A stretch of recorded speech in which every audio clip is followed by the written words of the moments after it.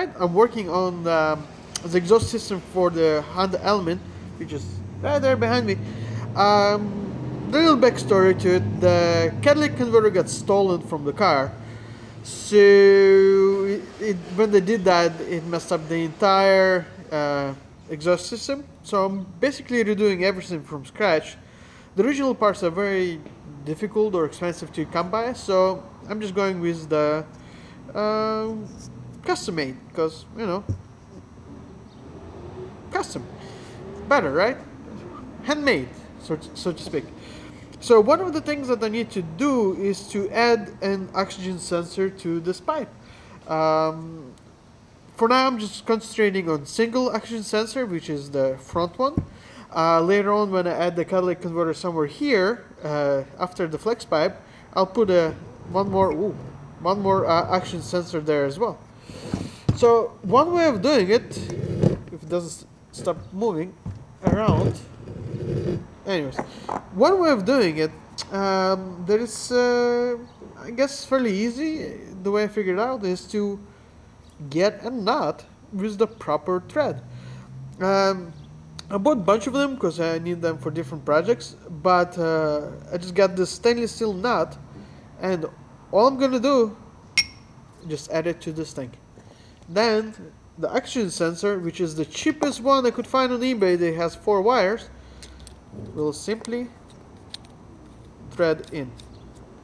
Now, one thing to note is that the oxygen sensor thread is still inside of this. It doesn't protrude like OEM would, so the nut is a little bigger, but that's fine because there's enough penetration where the sensor is to work properly.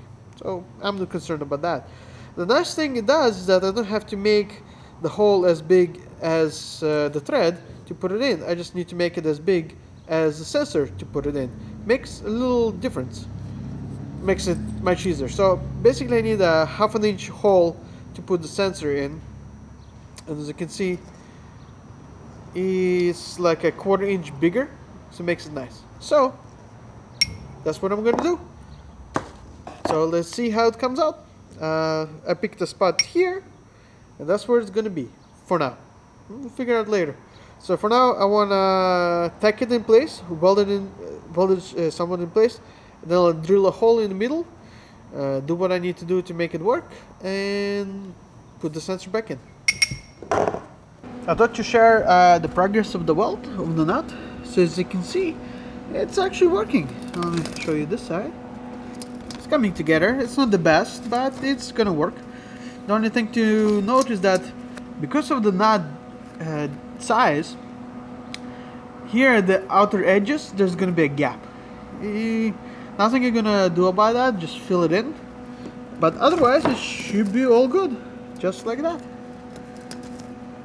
Now let me finish this and drill a hole, and I'll show you the end result. It's complete. I already installed the sensor, as you can see. This is the original.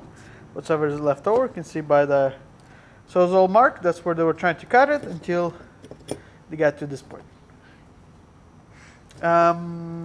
So when compared side by side, you can see that the new sensor does not poke as far in as this one, and that's totally fine. As long as a good chunk of it is in there, it'll be alright. The next part, once I untangle these cables, we're going to be switching from this connector to this connector. But you know what?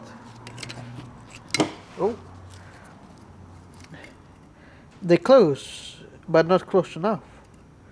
So this is going to be a different video, but there you go.